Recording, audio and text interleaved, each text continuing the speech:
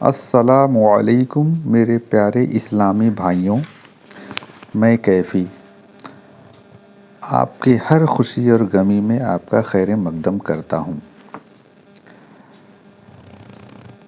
ان اللہ ملائکتہ یصلون علی النبی یا ایھا الذین آمنوا صلوا علیہ وسلموا تسلیما۔ اللہ تعالیٰ فرماتے ہیں کہ انسانوں اور جنوں، میں اور میرے فرشتے آپ صلی اللہ علیہ وسلم پر درود اور سلام بھیجتے ہیں، تم بھی آپ صلی اللہ علیہ وسلم پر درود اور سلام بھیجو۔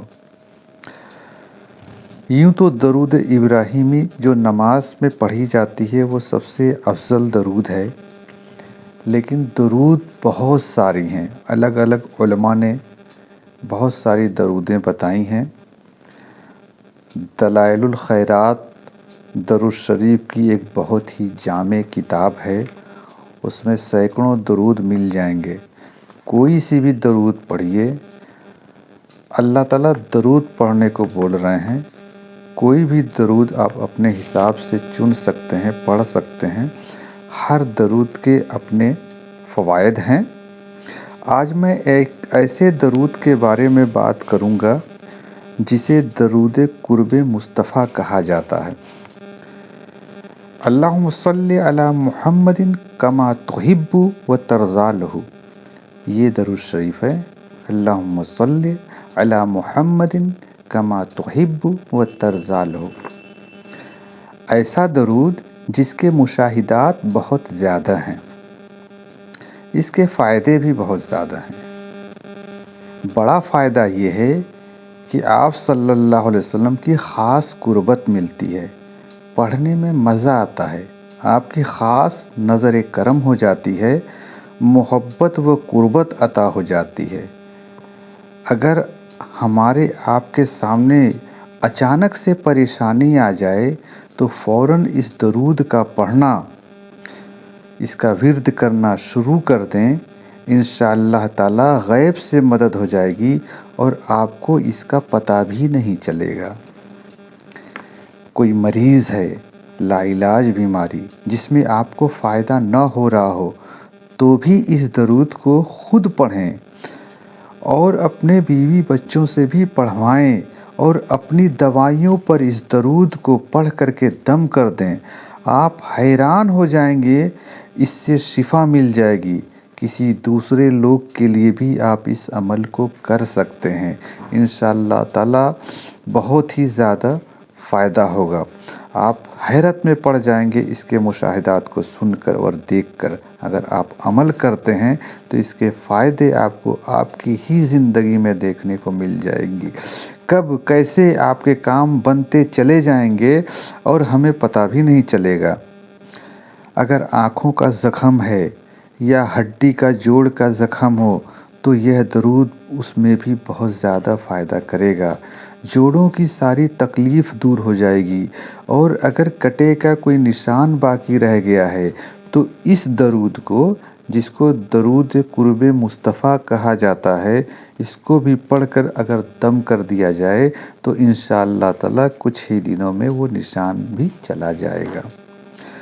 وقت میں بڑی برکت ہوگی۔ اگر اس درود کو مسلسل لگاتار پڑھتے رہا جائے تو وقت میں بڑی برکت ہوگی۔ آپ خود دیکھیں گے کہ جب ہم اس درود کو پڑھیں گے تو ہمارے کام ہمارے وقت سے پہلے ہی پورے ہو جائیں گے، یعنی وقت میں ہمیں برکت مل جائے گی۔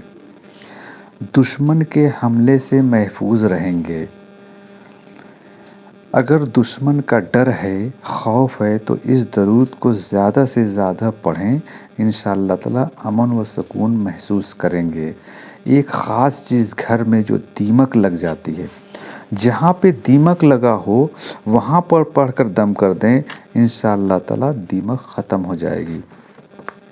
بارش نہیں ہو رہی ہے، سوکھا پڑ گیا ہے، اس سے ہم پریشان ہیں، امت پریشان ہے۔ اگر اس درود کو صدقے دل سے پڑھا جائے تو بارش بھی ہو جائے گی۔ اور بہت زیادہ اگر بارش ہو گئی ہے، اب اس کو روکنا ہے تو انشاءاللہ تعالی اس درود کا پھر سے عمل شروع کر دیں، اللہ تعالی بارش کو بھی روک دیں گے۔ آج کا جیسے ماحول ہے، بہت سارے لوگ بے روزگار ہیں، کسی کا کاروبار نہیں چل رہا ہے، تو بھی اس درود کو خوب پڑھیں، اپنے گھر والوں کو بھی پڑھنے کو کہیں اور اس کو اپنے لیے بھی خوب پڑھیں اور ذخیرہ اکٹھا کریں۔ انشاءاللہ تعالیٰ کچھ ہی دنوں میں دیکھیں گے اللہ تعالیٰ غیب سے مدد عطا فرما دیں گے، بے روزگار کی روزگار بھی لگ جائے گا اور کاروبار میں بھی انشاءاللہ تعالیٰ اللہ برکت عطا فرمائے گا۔ صحت و تندرستی کا مسئلہ ہے تو بھی اس درود کو خوب پڑھیں۔ علم میں اگر آپ بڑھوتری چاہتے ہیں یا آپ بے اولاد ہیں تو بھی اللہ تعالیٰ سے دعا کریں اور اس درود کو لگاتار پڑھتے رہیں، انشاءاللہ تعالیٰ اولاد بھی نصیب ہوگی۔ اگر پہلے سے آپ یا ہم کوئی بھی اگر کوئی اپنا درود پڑھ رہے ہیں تو اس کو پڑھتے رہیں، اور جو ورد میں معمولات میں آپ کے درود ہے اس کو نہ چھوڑیں، پڑھتے رہیں۔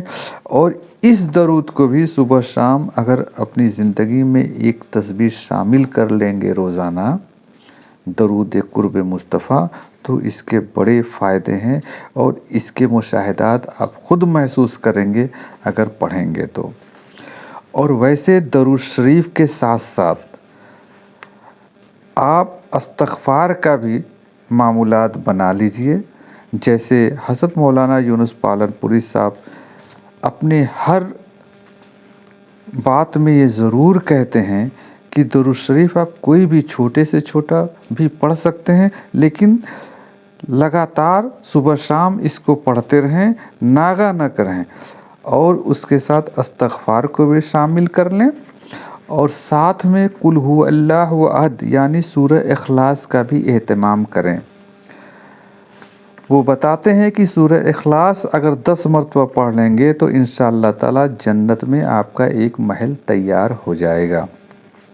اب ہمارے اور آپ کے ہاتھ میں ہے کہ ہم کتنا سورہ اخلاص پڑھتے ہیں اور کتنے محل کو جنت میں ہم بناتے ہیں۔ اللہ تعالیٰ کتنے جنت میں ہمارے محل کو بنائے گا، یہ ہماری محنت کے اوپر ڈیپینڈ ہے۔ انشاءاللہ تعالیٰ ہم کوشش کریں گے، درود بھی پڑھیں گے اور تیسرا کلمہ بھی پڑھیں گے، اور ساتھ میں سورہ اخلاص کے ساتھ ساتھ استغفار کا بھی ورد کریں گے، اس کے بھی معمولات کو صبح شام رکھیں گے۔ پھر ہم اس کے ساتھ جو بھی پڑھ رہے ہیں جب اللہ سے دعا مانگیں گے تو اللہ تعالیٰ وہ چیزیں ہماری سنے گا جو ہمارے خواب میں بھی گمان میں بھی نہیں ہوگا۔